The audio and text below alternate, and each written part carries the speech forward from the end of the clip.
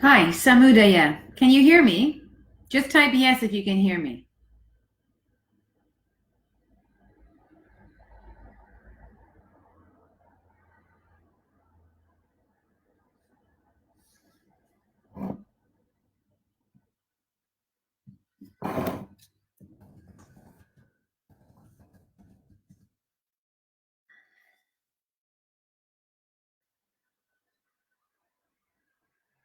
Yes, you can hear me. Fantastic. This is my first Facebook Live event, so I'm not 100% sure how the technology works.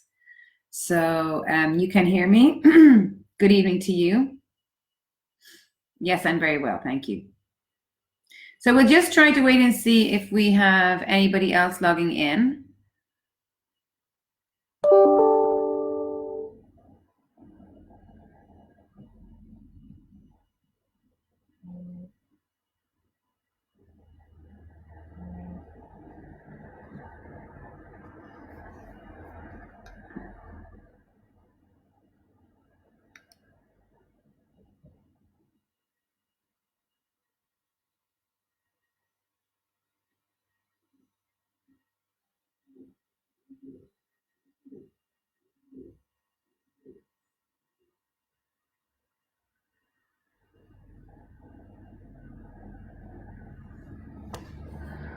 So if there's anybody else who's joined the live event, could you just please, yes, so hi, I can see some of the names coming up there. Good evening. Oh, difficult name. Ramanayaki and Boudica. Good evening to all of you. Thank you so much for logging in. So I guess I will just give it a couple more seconds and then we'll start going.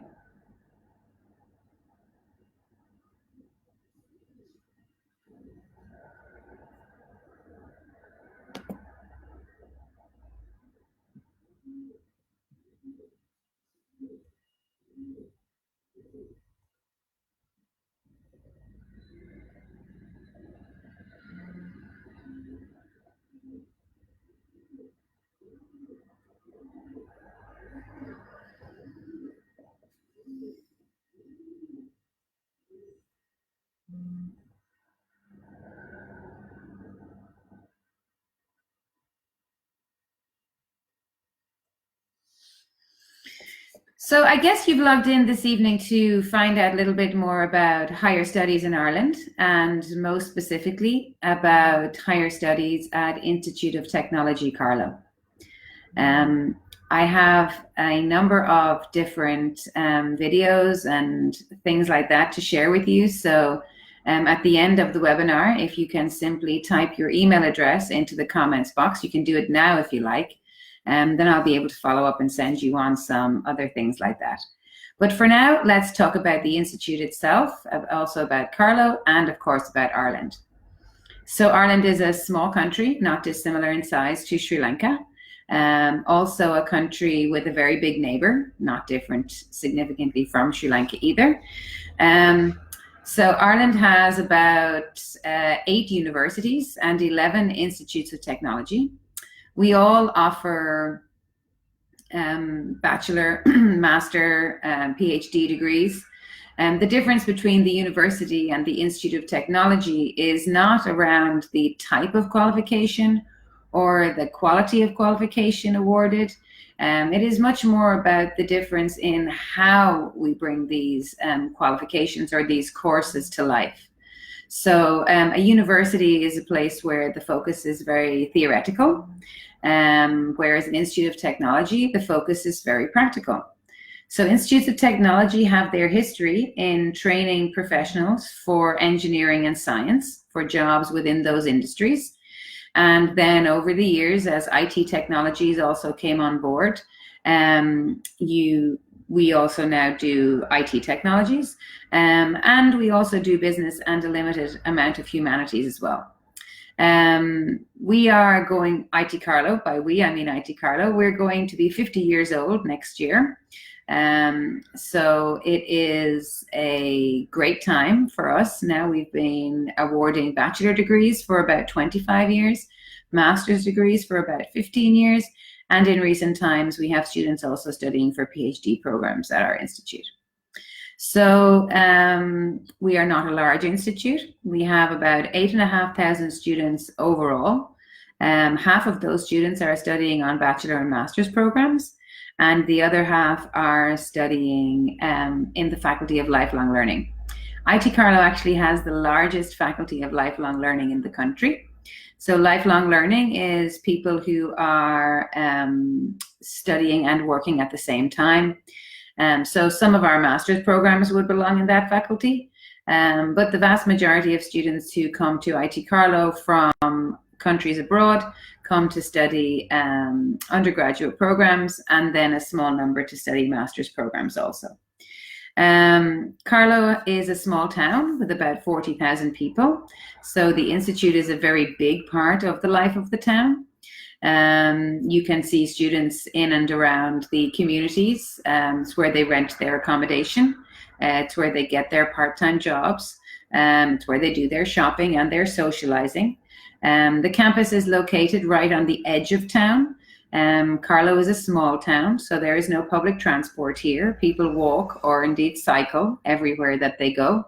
Though we don't have any public transport within the town itself, we are very well linked to the capital city of Dublin.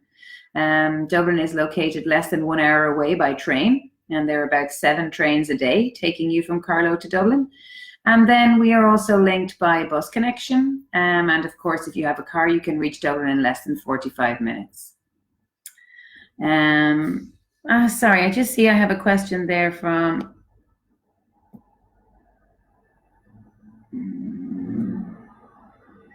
she's asking you, not me. Okay. So Michelle has just asked there, Michelle is the host, if you can hear me. So hopefully you can all hear me quite well.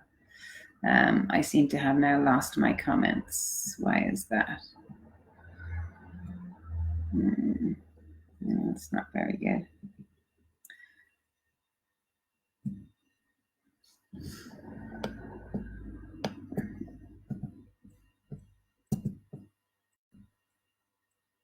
Well, I'll just keep talking for now, and maybe we can figure that out in a moment. So yes, as I was saying, it's a very small town, and people live in the local community, and they walk to the institute daily and they walk home again. Most undergraduate students would have a very full-time program. They would be studying from 9 to 5, 5 days a week. Master's programs, it's quite different. By the time an Irish student reaches the level of master's, we expect the student to be a very good, independent, self-sufficient worker. And so you are, of course, required to have much more experience and practice with working by yourself. And so this is what people would expect from you. All full-time programs are eligible for the long stay study visa for Ireland. Michelle at Maryland will be able to provide you with much more information on that. The cost of programs at ITCARLOW is €10,250 a year for undergrad, €11,250 for masters. The masters is a 12-month program. It begins in September and finishes again in September. So like all students, lectures go from September to May. If you're an undergraduate student, you then have summer holidays. And if you're a master's student, you proceed to writing your dissertation or your extended project, which you need to hand in the month of August. And then in September, you get your full results. And once you have your results, you can then apply for what's called your G1 visa. Your G1 visa is your graduate visa. So when you finish a master's program in Ireland, you can stay in Ireland for 2 years following successful completion of the program. And you will be able to stay in Ireland with the full work permit to get some international work experience. If during that time you secure employment where your employer is keen to extend your work permit, they can do that under certain conditions. So, you know, what we are offering as an Irish higher education institute is access to the Irish jobs market via higher education. But unlike Canada and some other countries like that, there is no guaranteed PR in Ireland. Nobody is guaranteed anything. So if you choose to study in Ireland, what you are guaranteed is a high quality education, that if you study well and complete successfully, you will have an internationally recognized qualification that you can take with you anywhere in the world. And if you happen to be studying in the sector of science or engineering, the chances of you getting a job in Ireland and being able to stay in the long term are quite high. So how do students manage life in Ireland? So of course, it's very different here to Sri Lanka. We have a very different climate to you guys. We have a very different style of living. So of course, some adaptation is required, as with any situation. Being an international student, I've done so myself many times, is an interesting and exciting thing to take on in your life. It is important when you apply to study in Ireland that you do have the financial support of either your parents or somebody behind you.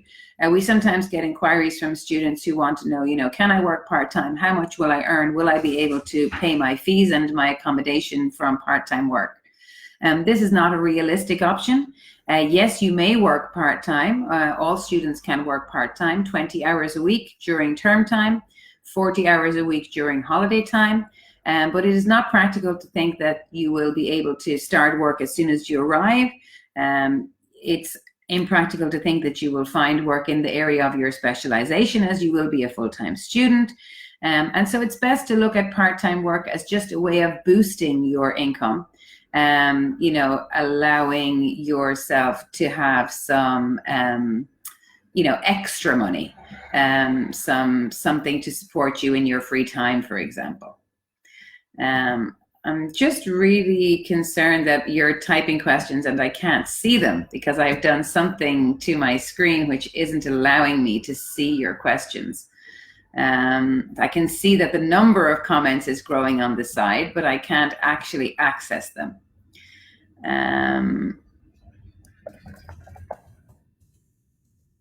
So just give me 1 second.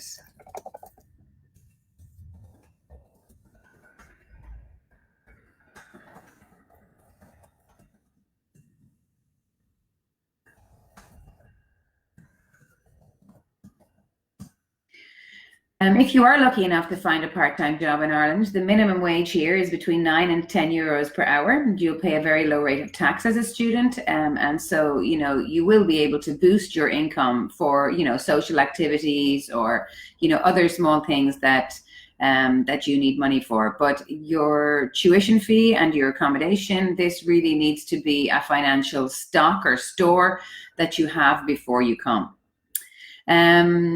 ITCARLOW is an institute where we have a tendency to look at the jobs market to find the gaps in the market, and then to introduce a course that we think will help to fill that gap.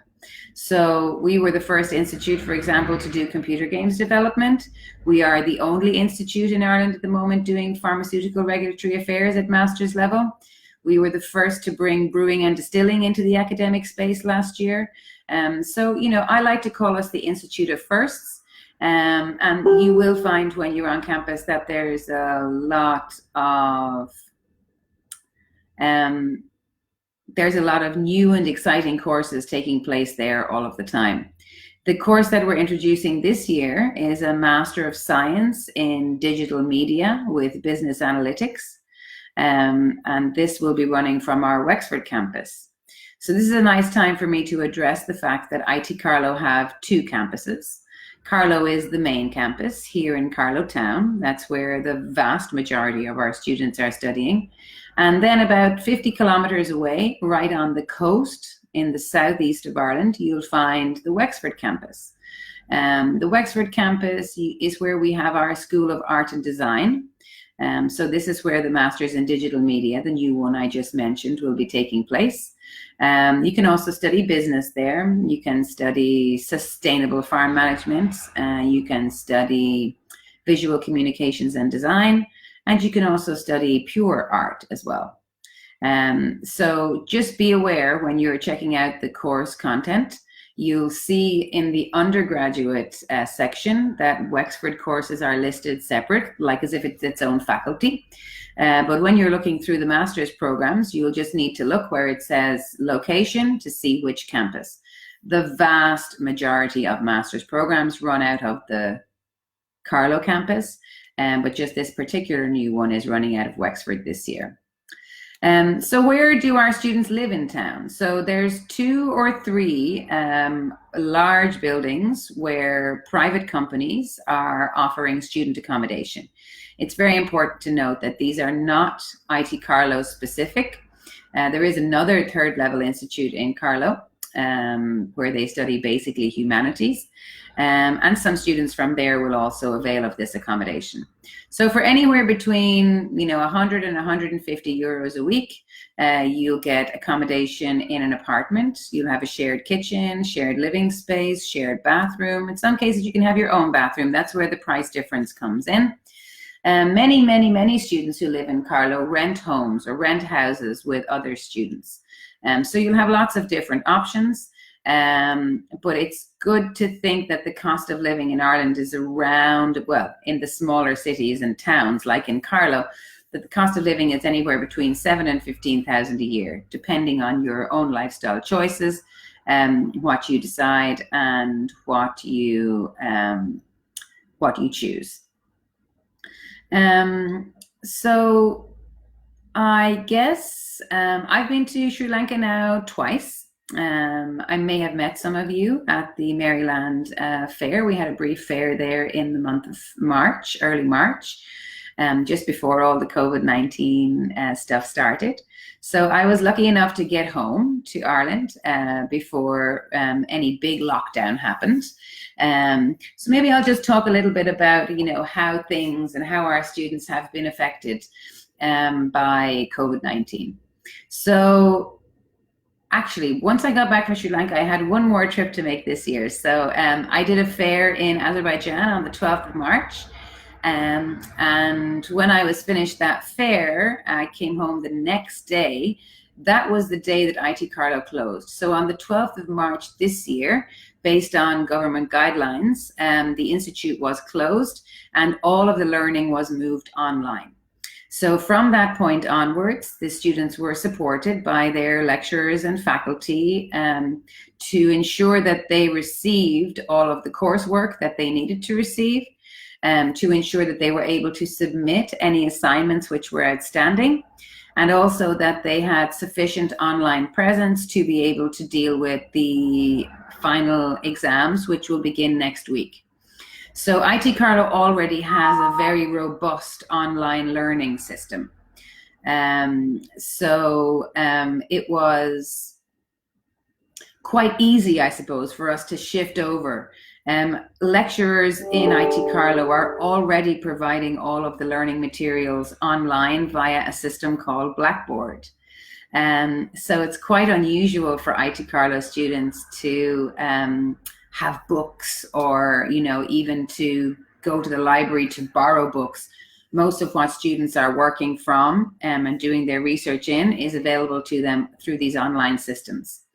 So as I mentioned, all of the learning went online kind of mid-March. And there's been a lot of communication now between faculty and students in recent weeks. And as I said, next week on the 6th of May, the final examinations will begin. So of course, any international student who wanted to go home at that time around the end of March was allowed and welcome to do so. We were able to guarantee to every student that they would not be affected negatively negatively in terms of their academics by making the choice to return home to their families where they would feel safer. So I would say roughly about half of international students decided to leave and the other half decided to stay. I'd say this is very much based on how people assessed the situation in their home country as well. Some countries are much more densely populated than Ireland, and some countries didn't have some of the measures in place that the Irish government had put in place. And so, they may have decided that it would have been better for them to be at home. We have kept in very close contact, both the international office and all of the department offices on campus. So, to ensure that all students had the IT access required in order to be able to do their exams next week.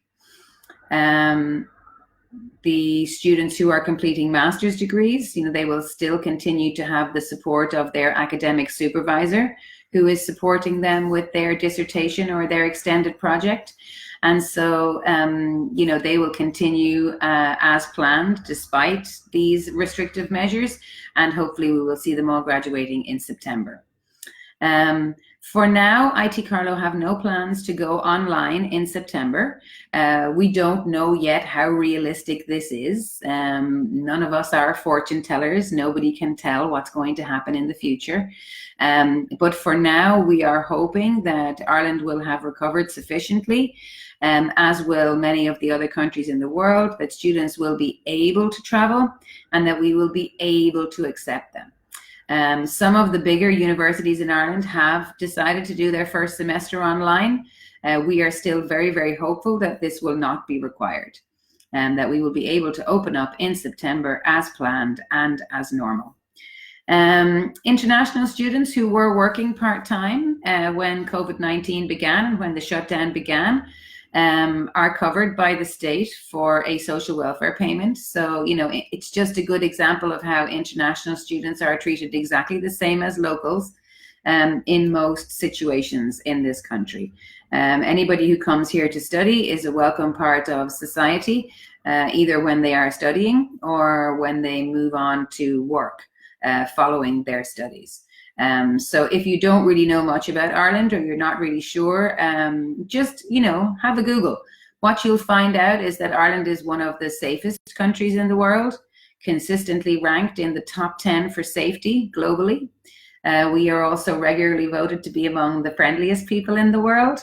I think this is kind of an island mentality. I notice the same thing when I go to Sri Lanka. People are very welcoming and always want to know where you're from and why you've come.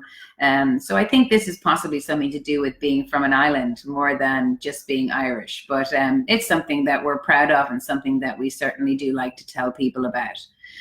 What you'll also find out about Ireland is that we're quickly becoming known as the Silicon Valley of Europe.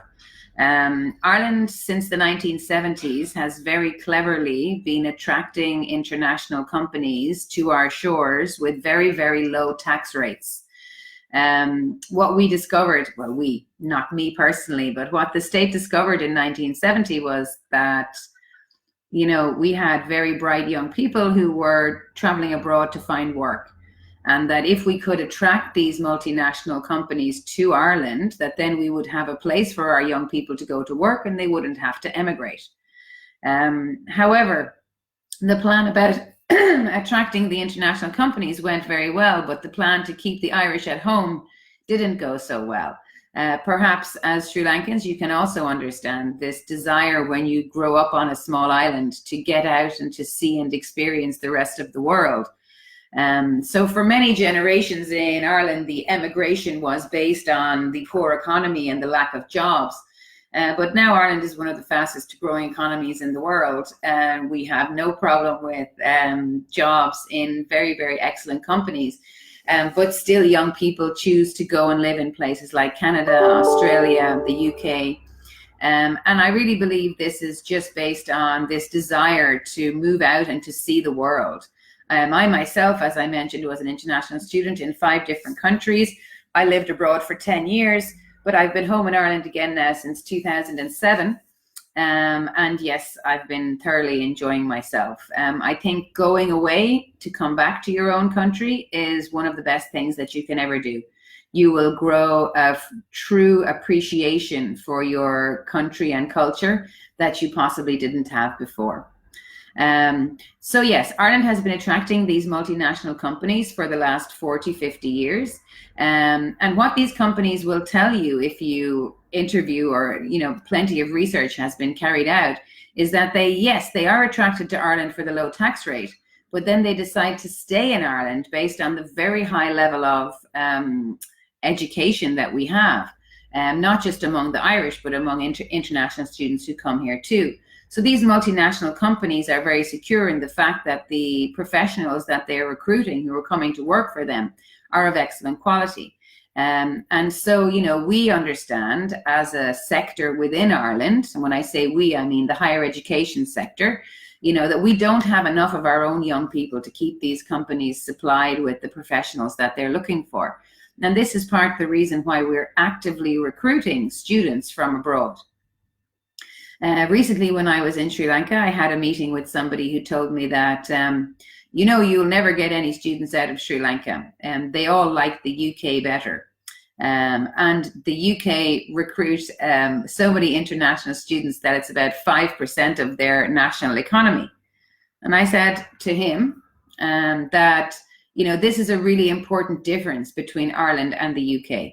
We are not recruiting students from Sri Lanka because we want to boost our economy through your tuition fee.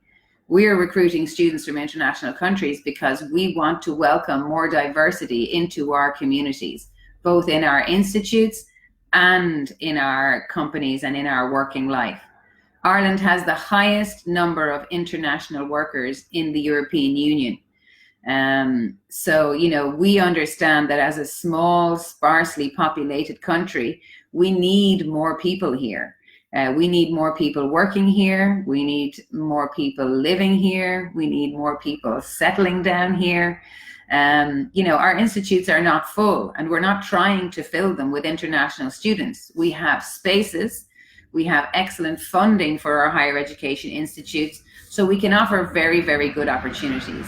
And Ireland is ranked #1 in the European Union also for opportunities to build life and career following the completion of higher studies.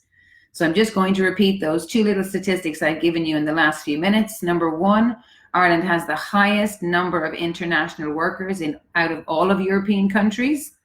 And 2, I've forgotten. I've completely forgotten what 2 was. Sometimes I do that when I'm summarizing myself. Highest number of international workers. And we're ranked #1 of all European countries for opportunities to build life and career following the completion of your studies. So we may not rank #1 for the, you know, a lot of our institutes don't rank globally. If you're looking for global rankings for Irish institutes, you often won't find them.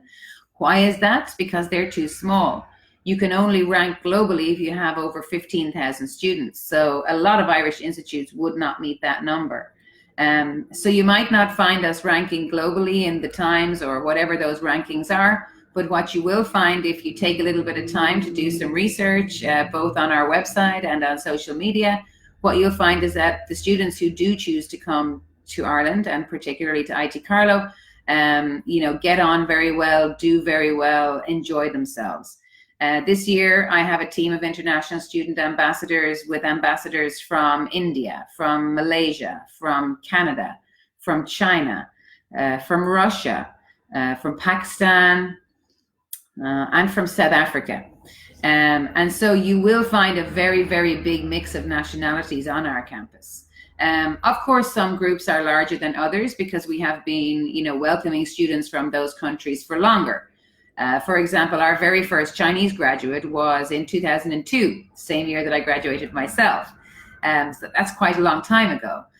Whereas our first student from Sri Lanka graduated only 2 years ago. And that Sri Lankan student was what we call a pathway student. So he began his studies in Malaysia and then transferred to ITCARLOW for the last 2 years. We had an agreement with his institute in Malaysia. So we're very keen to welcome students from Sri Lanka. As I mentioned, I've been there now a couple of times. I've met with Michelle a couple of times. I also met with some students at her office in the month of March just passed. And yeah, it was very interesting. I know that in Sri Lanka, there seems to be very great interest in sports programs. Just one second.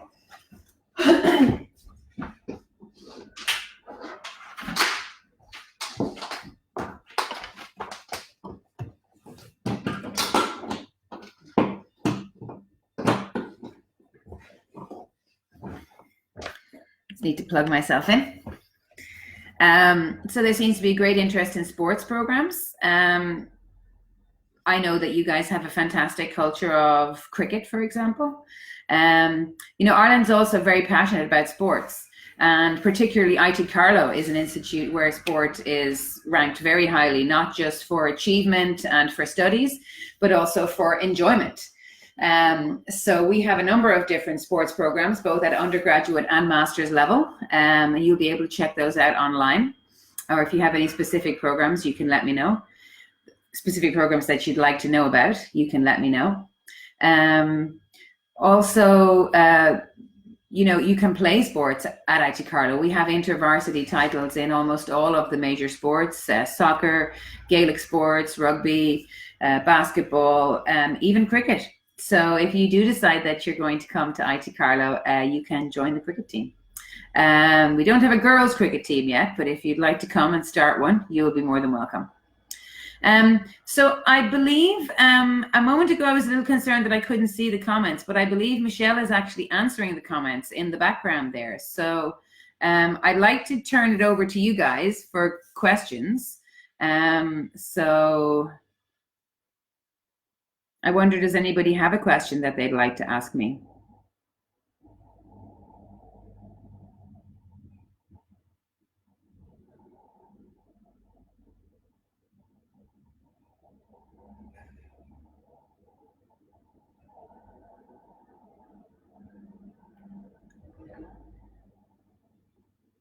As I mentioned at the beginning, I'm very keen to share the videos, etc., with you. So please do let me know your email in the sidebar. Just type your email, and then I'll be able to send on additional information, if just in case I didn't mention today something that you were interested in finding out. But yeah, I'm here for the next few minutes, so please do send a message if you'd like one. Send a message if you have a question. I'd only be too happy to respond.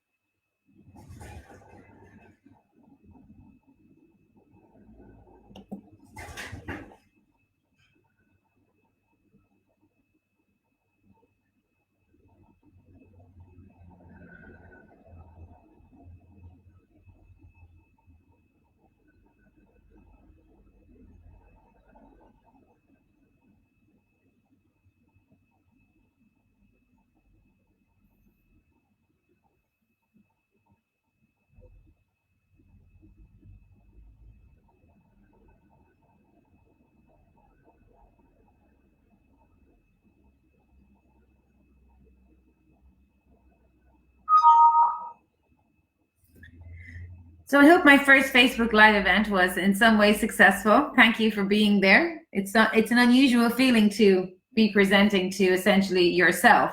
So all I can see on the screen in front of me is myself. So yeah, I do hope that it was interesting and that you heard some information that you were looking for, or if you didn't hear something that you were looking for, that perhaps you heard something that was of interest to you.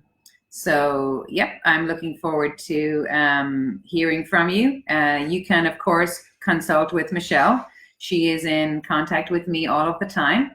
She can provide advice on programs and application process and visa application process and all of those things.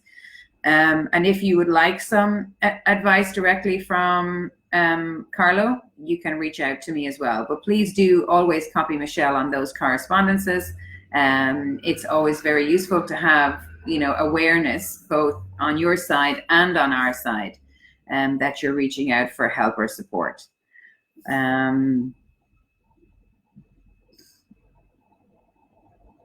So I'm not sure. Am I missing your questions? Are they coming in? I don't know.